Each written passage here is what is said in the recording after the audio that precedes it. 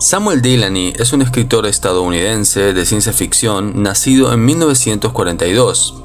A los 24 años, en 1966, publicó Babel 17, una novela que sería distinguida con el prestigioso premio Nebula. De ella vamos a hablar en este video. En el mundo de Babel 17, la Tierra y sus aliados son víctimas de una invasión y de reiterados embargos desde hace unos 20 años. Esta situación, por supuesto, es muy problemática y sus efectos directos son la guerra y la miseria en los planetas que hacen parte de la Alianza. Dice el narrador que las condiciones económicas y sociales en la Tierra son tan lamentables al momento del relato que llegaron a haber casos de canibalismo. La clave para terminar con la invasión es el desciframiento de un lenguaje muy extraño, Babel 17. El personaje principal es Ridra Wong, la poetisa más conocida no solo de la Tierra sino de todo el universo, incluyendo las galaxias enemigas. Ridra Wong tiene un talento especial para los lenguajes y es por eso que el general Forrester la busca para pedirle ayuda con el desciframiento de Babel 17. Así se presenta Ridra Wong a sí misma en una entrevista con el general Forrester.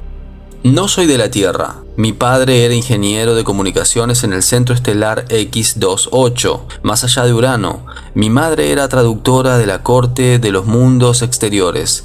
Hasta que cumplí los 7 años fui la mascota del Centro Estelar.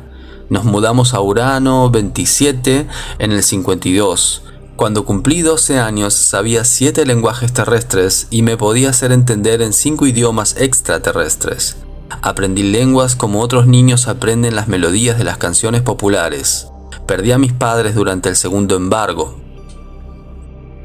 El general Foster tiene cierto protagonismo al principio, el narrador lo sigue muy de cerca. Nos enteramos incluso de que se enamora perdidamente de Ridra Wong, pero luego no vuelve a aparecer hasta el final de la historia. Parece ser un cabo suelto que Delany no supo o no quiso integrar más orgánicamente al relato. El lenguaje Babel 17 está vinculado con una serie de actos de sabotaje o, mejor dicho, atentados a instalaciones importantes de las fuerzas de la Alianza. Estos atentados son siempre precedidos por transmisiones de radio que provienen de fuentes indefinidas, dice el narrador. La transcripción de esas transmisiones es el primer paso para el desciframiento del lenguaje Babel 17. Llama la atención la delicadeza con la que escribe Delany. Las escenas son muy bonitas y están muy bien descritas y pensadas. Estos aspectos, la escenificación por ejemplo, los diálogos, la construcción de personaje, a veces son descuidados en el género de ciencia ficción. Los escritores y también los lectores del género estamos en general demasiado enfocados en la idea, en la llamada anticipación.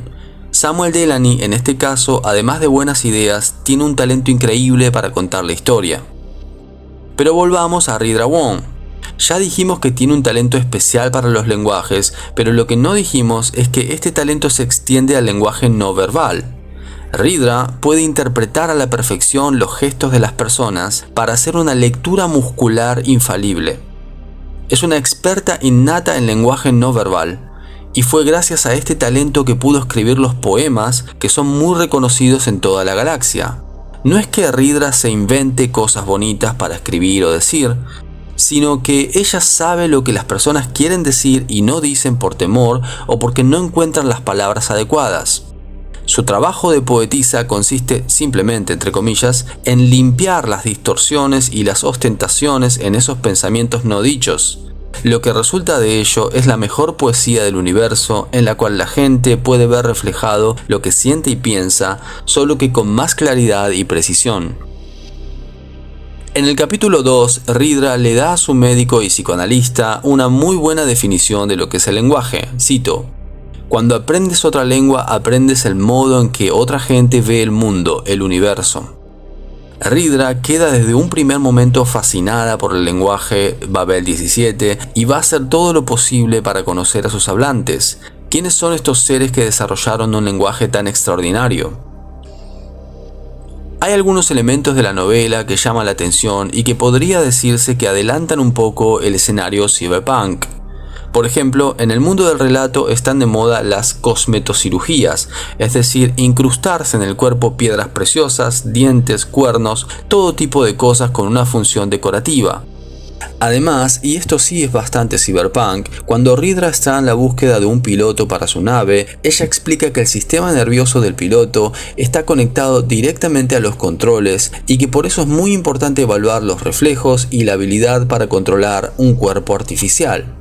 Cuando leemos esto es imposible no linkearlo con El Neuromante de William Gibson, publicada en 1984, 18 años después de Babel 17.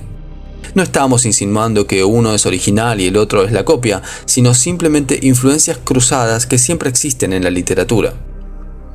Hay además otros detalles interesantes, como la posibilidad de convocar almas descarnadas, es decir, las almas de los muertos para que cumplan funciones dentro de una nave que serían imposibles para una persona viva.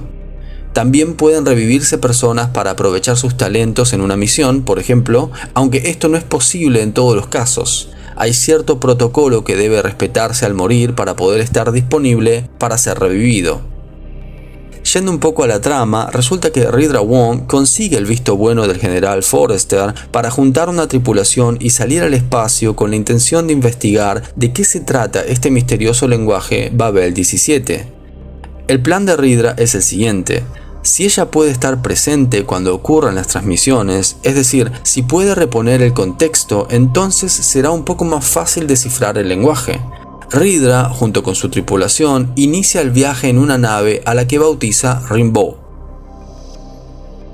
Durante el viaje pasan muchas cosas de esas que nos gustan a los lectores de ciencia ficción, pero lo más importante es que Ridra consigue comprender cada vez mejor el Babel 17, tanto que hasta empieza a pensar según las estructuras de ese lenguaje que son muy distintas a las de los lenguajes conocidos por los humanos.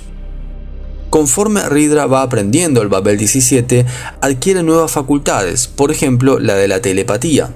Puede leer las mentes o al menos imaginar con bastante exactitud lo que los otros están pensando. Además, el narrador nos dice que cuando Ridra piensa en Babel 17, el tiempo se ralentiza. Es que el lenguaje Babel 17 es como una red finísima que puede captar aspectos de la realidad que a otros lenguajes se les escapan. Como corresponde a toda novela atrapante, en Babel 17 hay una historia de amor. En medio de su viaje intergaláctico, intentando descifrar este lenguaje tan extraño, Ridra conoce a El Carnicero y se enamora. El Carnicero es un tipo bastante duro que tiene un pasado muy violento, pero tiene una característica que lo vuelve irresistible para Ridra. Él también comprende el lenguaje Babel 17. Pero, ¿es el Carnicero una persona en la que se puede confiar? ¿Está del bando de los invasores o del de la Alianza? ¿Cómo es posible que un personaje como el Carnicero, que había estado encerrado en una de las cárceles más terribles de la galaxia y que había tenido una vida atravesada por la violencia, supiera el lenguaje más sofisticado del universo, el Babel 17? ¿Dónde lo aprendió? ¿Quién se lo enseñó? Lo más interesante de esta novela, según nuestro modo de ver, es el protagonismo del lenguaje. En diferentes episodios de la aventura de Ridra vamos a encontrar reflexiones a veces no tan sencillas acerca de la naturaleza del lenguaje y de cómo funciona en relación con el pensamiento y con las acciones humanas. Por ejemplo, el Carnicero al principio no conoce los pronombres personales yo y tú o vos para nosotros los argentinos. Es Ridra la que se encarga de enseñárselos.